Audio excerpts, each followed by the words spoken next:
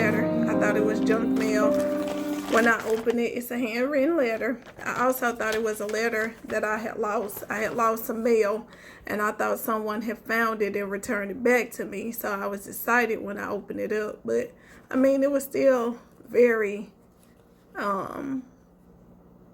it's still a very nice thing that somebody decided to write. So I'm going to read it to you. It said, "Good morning. I'm writing today as a part of a global public service. This year, we have seen things many of us never expected. The uncertainty that the pandemic has thrust the world into has caused many to wonder, will suffering ever end? Millions have found the answer in the Bible. Man's government can only address the symptoms of our suffering, but God can address the causes. By means of the kingdom, Jesus taught us to pray for all. Matthew 6:9-10. He will do so. God cares for us and invites us to pray to him. Throw all your anxiety on him because he cares for you. 1 Peter 5:7. The Bible contains the best guidance for sound living. For each member of the family, its principles can improve a person's thinking about judgment. So why don't you investigate it? And it gave me the website to go watch the Bible study for you, like if I want to go read it. And it said, "I hope this letter has given you something encouraging to meditate on. Sincerely, Jamie." And I won't say Jamie's last name. Jamie, you may not ever see this video, but if you do, thank you. Okay, so that letter meant a lot to me. I've been struggling, dealing with some issues of a lot of betrayal, having a lot of negativity in my circle, just negative people, betrayals. I dealt with one from somebody that I was close to about 2 months ago. And then last year, and so on and so forth. I won't go into the details of it, but it's crazy because every time that something was going to happen, like this last one, I had a dream that this person turned into a snake, and I was screaming because I was scared of the snake. I was telling the person to help me, like, come save me. And I was crying, and God was like, what you calling on that person for? That person cannot save you. That person is not coming to help you. I'll be here to help you, not that person. So, when I got this letter in the mailbox, and that random person just mailed a letter to my house, I'm sure everybody in my neighborhood probably got a letter for them. It meant a lot because I always tell people, I think God only listen to parts of my prayer, and I always say he's not listening to everything that I pray and ask him for, which I won't go into details about that. But I kind of been lost. My friend died in 2016, and I felt like she was my earthly guardian angel. Now she's my heavenly guardian angel. She kept me on track with everything. The best spirit, the positive, most positive person besides my dad that I know. And when she died, I didn't have time to really even think or grieve. I still haven't really just grieved it to this day. Sometimes I wake up and I'm still in disbelief that she gone. But when I can't call and talk to her on the phone, then I know it's real. But she prepared me for her transitioning. And that's just the kind of person that she was while she was going through her situation. She called me one day and she had a talk with me, and she just told me however it come out, it's gonna be okay. So I was like, the person I am, I'm like, I'm supposed to be calling you, checking on you. Like, what are you doing? Calling me, giving me a pep talk. But that's just the kind of caring person that she was. And since she's gone, I don't have my positive person that can talk to me. I don't even have to call her. A lot of times she'll call me, and I could be dealing with something, struggling with something, and she knew. Like, I didn't even have to say anything. She would just give me a word, give me a message or whatever, and I took that and I received it. And no matter how things come out, it's in her words, it's always gonna be okay. So now I got a heavenly angel, but the crazy part about it is I had a dream about her like the night she died or when she transitioned, that I was talking to her on the phone and we was laughing like we do all the time. Laugh, have a good time. And before she got off the phone, the last thing I told her was, wait, don't go. I don't want you to go. And so when I woke up the next day, I had no idea that she had passed away. My other good friend, we all met together at the same place.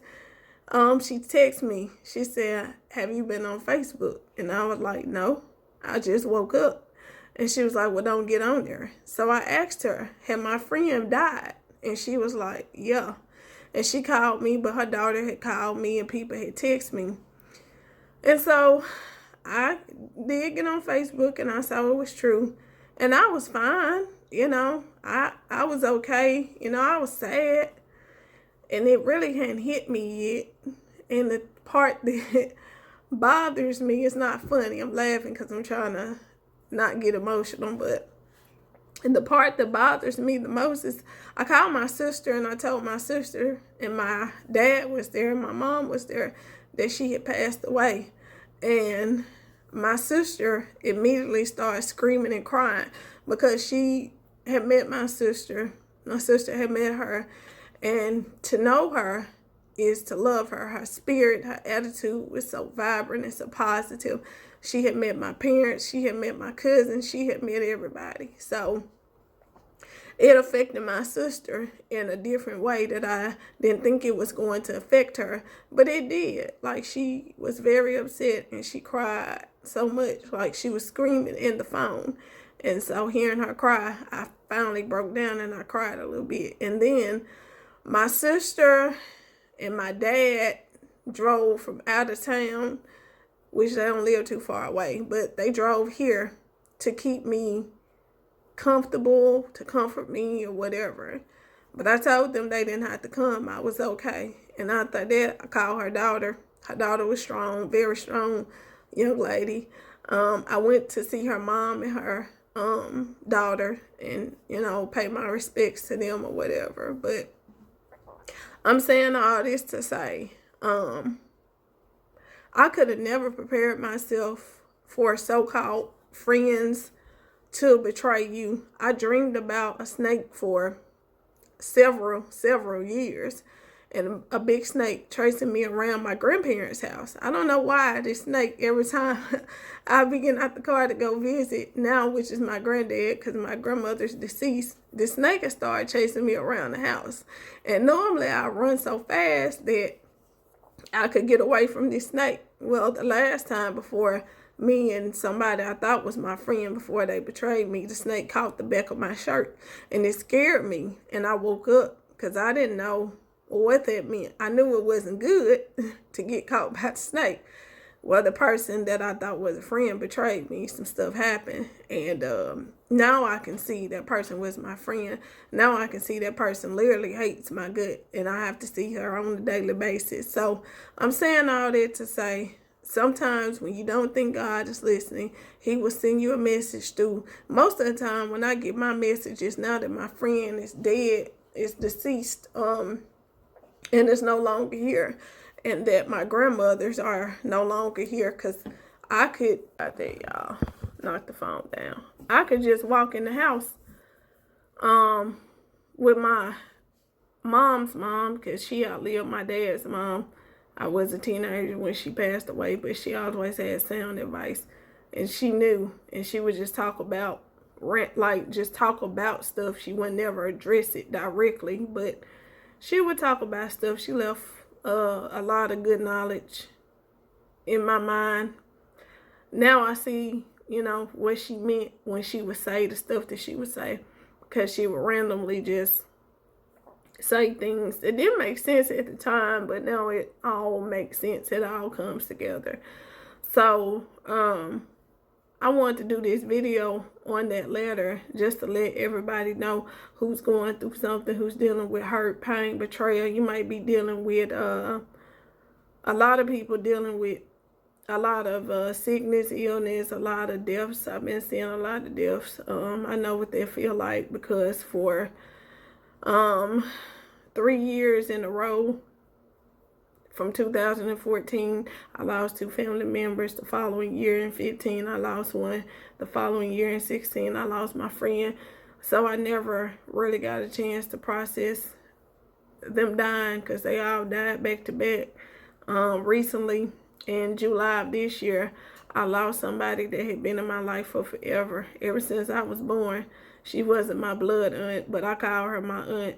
You know, didn't really get a chance. I still haven't grieved for her yet. I still haven't cried. I still haven't done anything, like, because it really doesn't seem real that they gone. But when you look in your phone and you see the number and you can't dial the number, she haven't texted you and told you to bring her something or called you to say, hey, I've been calling your mama. She ain't answering the phone. Where she at? What's wrong? Where is she okay?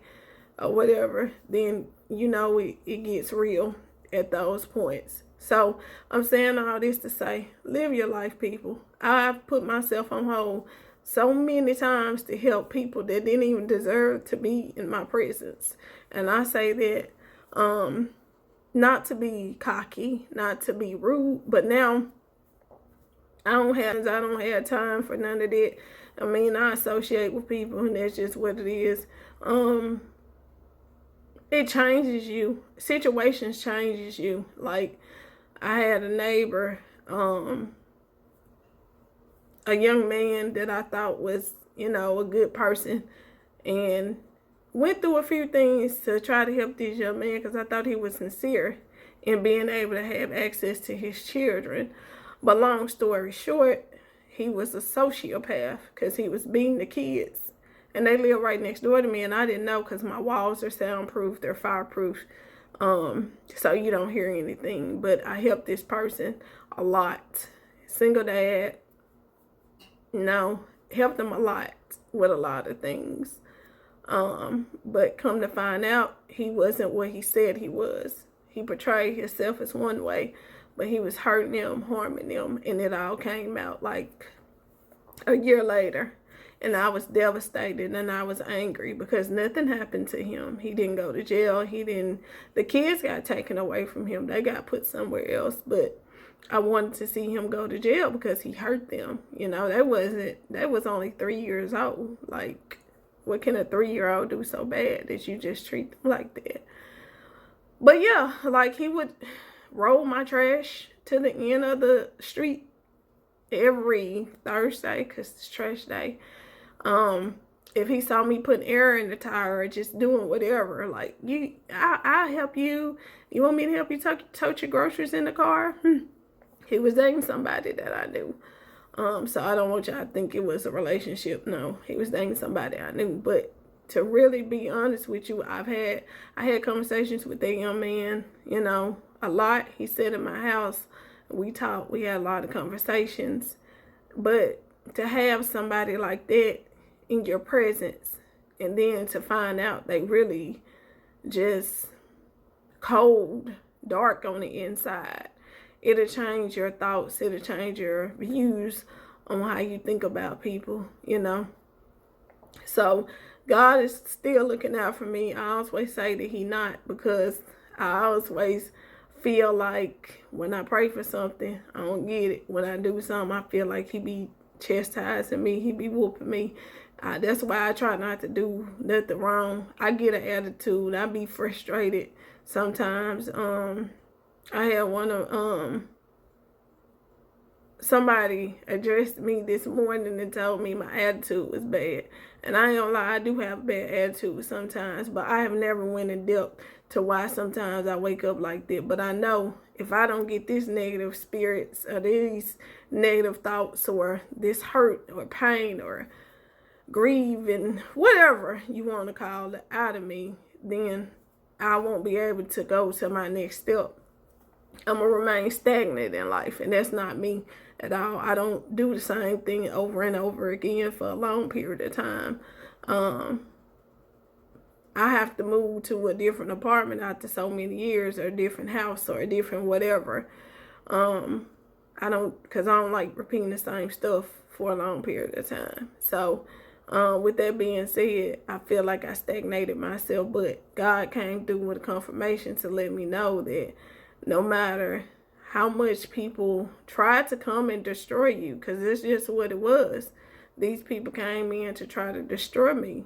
Like, and the last person that betrayed me, I actually told them that. I was like, you coming back to destroy me because our past relationship had been bad, had been toxic. Like, it was not the best of situations. So why I even allowed the person to come in and get close to me, I don't know, but I did.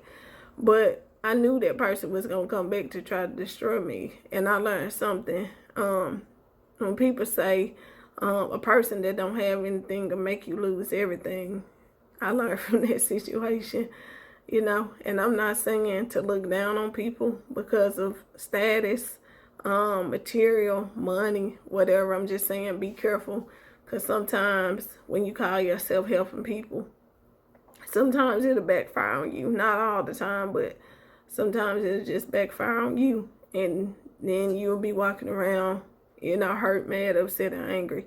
But I'm saying that to say, you know,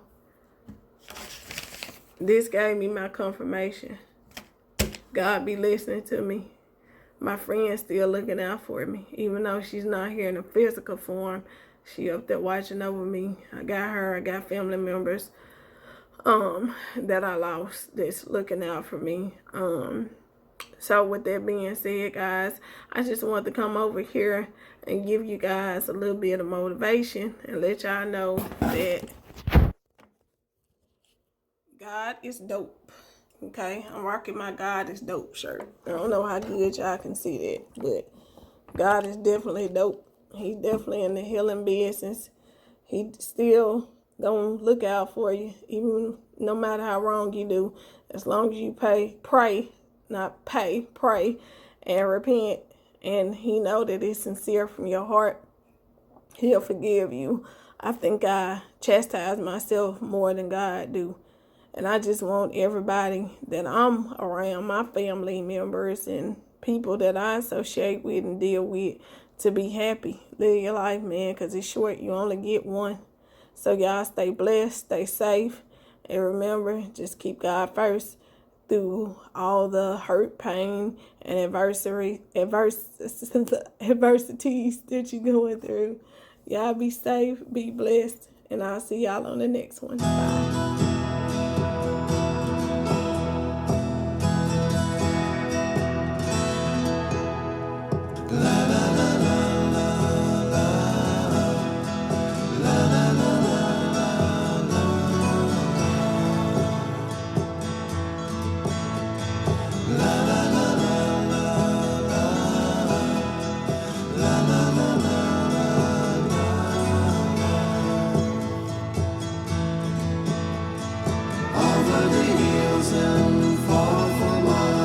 She's waiting for love to be realized. I'll send her my heart covered as a gift, and hope that you'll take it into her side.